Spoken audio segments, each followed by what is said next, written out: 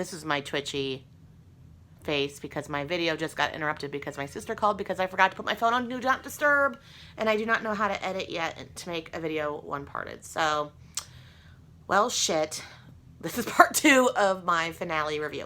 So anyway, as I was saying, Serena is sitting pretty in Canada with Nicole, her child, thinking that she's going to like get visitation and that she's about to be free. And then out of nowhere, American ambassador comes with like police, and she's like, hey, like thinking they're besties. And he's like, please arrest this woman for heinous crimes, rape, da da da da da da. And much like the wives rip the babies out of the handmaid's hands after they give birth, the baby is ripped out of her hand by Canadian and American authorities. And the crime is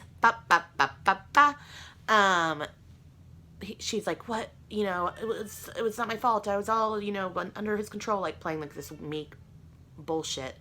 And he's like, you had the driver rape June in order to have Nicole. And she's like, this is where her true colors shine. She doesn't refer to her as June. She said, Offred and Nick, or Offred and the driver, we're in a relationship. Not then, boo.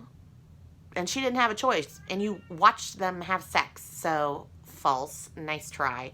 And he's like, okay, this bee's a monster.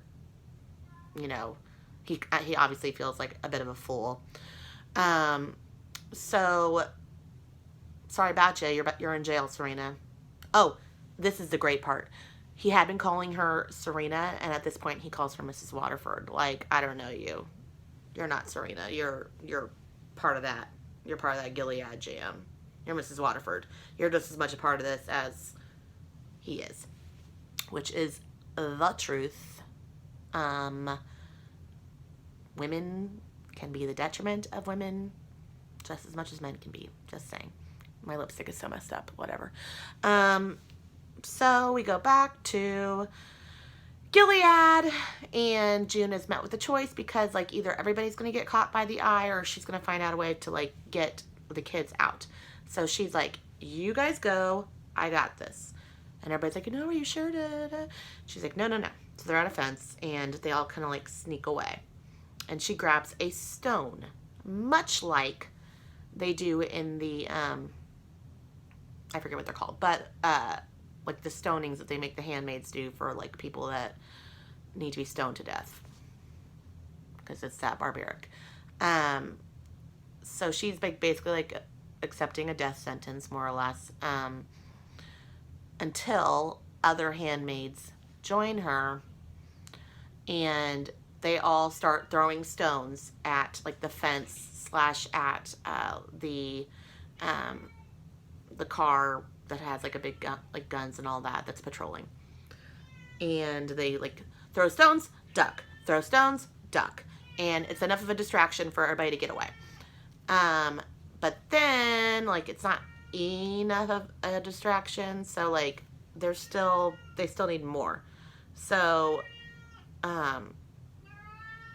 she's like, you guys go, I got this. And she has her gun, and she's like, boop, boop, like gets distraction. She runs the opposite way of where the kids are going. It creates like a major like disruption, and so that they chase her. And she gets shot at. The guy thinks she's dead, approaches her, and she's face down, and she turns around and is like, pistol whips him.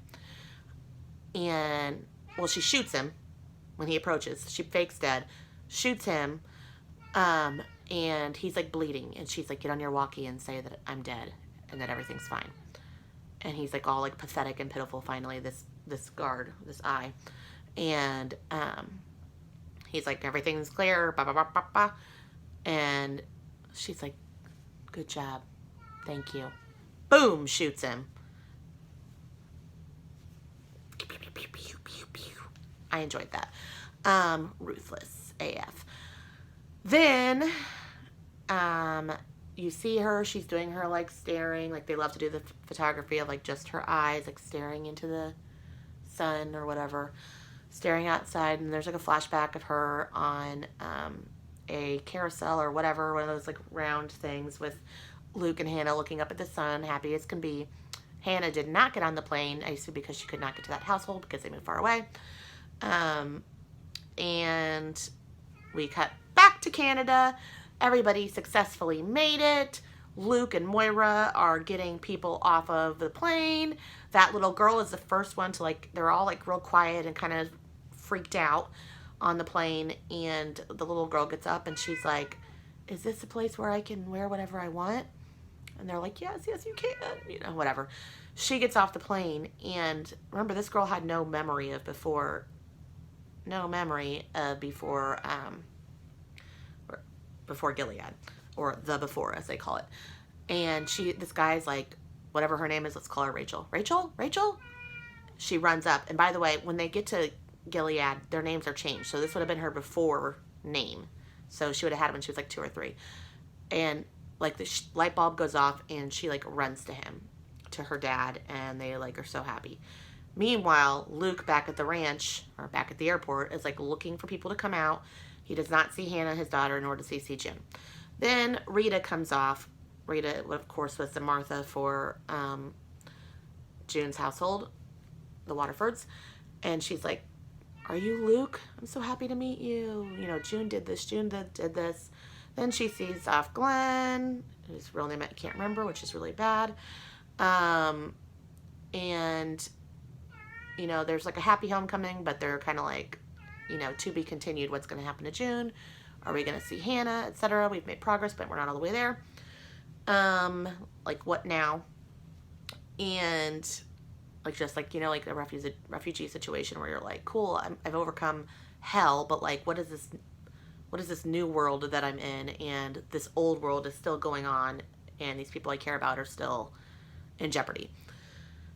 We go back to Gilead. You see 2 bodies, June and the officer. And for a while, June's eyes are open, and you're like, is she dead? Is she alive? We don't know. And then she blinks. And then the handmaids come back and get her, and they carry her on like a little red cloth stretcher, and they take her back. And again, we don't know what's going to happen season 4. Like, they all could be on the wall, although I feel like there's enough of a resurgence that that's not going to happen. But who knows? I mean, they're all effed because they did not get on that plane. They've got to go back to Gilead, to whatever is going on there. So it was good. It was very good. And it was satisfying because some people got their just desserts. And I don't even know, I can't remember, but June recites some verse that's like kind of like reminiscent of like Moses leading his people to, I think it's that one, leading his people to freedom. So like, even if she were to die, like, she's just saved 52 kids and some adults. So she's like got a smile on her face. Like, you know, if I die, then I've done some good. So it was a very good season 3, and I'm super, super, super, super, super, super, super, super, super, super eager to watch season 4, because I feel like we finally had like the climax we needed, because it was kind of like teetering on like, okay, when are we going to get some, you know, something going in the favor of not Gilead, because that was a bit much. So I'm excited to see like what happens when there's actually like real revolution in the district of Boston. So anyway, I know this is like kind of rushed. Next season I'm going to do episode by episode, so it's not so tangential, and I don't have to like do a backstory every 5 seconds, and it can be a little more entertaining. And I will buy more costumes. And the costume idea was not my idea. There's another YouTuber who like dresses up, and he has like Martha. Well, first of all, it's a dude, so it's automatically more entertaining because he's doing drag. But he has like a Martha outfit and an Aunt Lydia outfit, all that. So I need to get in on that. I am going to do before next season comes out. I don't know how I'm going to survive. I think I'm going to move on to Big Little Lies. That said, I am going to reread The Handmaid's Tale, the book, and then do a compare and contrast. utilize my old English degree, do some comparative lit stuff. Have a great afternoon. Under his eye, which, by the way, blessed be the fruit, and how did I not know this? Blessed be the fruit refers to fertility. It took me forever to figure that out. That's why the handmaids always greet her with blessed be the fruit. May the Lord open. Gross. May the Lord open. And under his eye is what they say when they say goodbye to each other, which is in reference to the eyes, the guards, meaning you're always being watched because you're in dystopia. Dystopian Gilead. They would not be able to dance or wear poorly executed lipstick or use a phone. Okay, I'm done. Bye.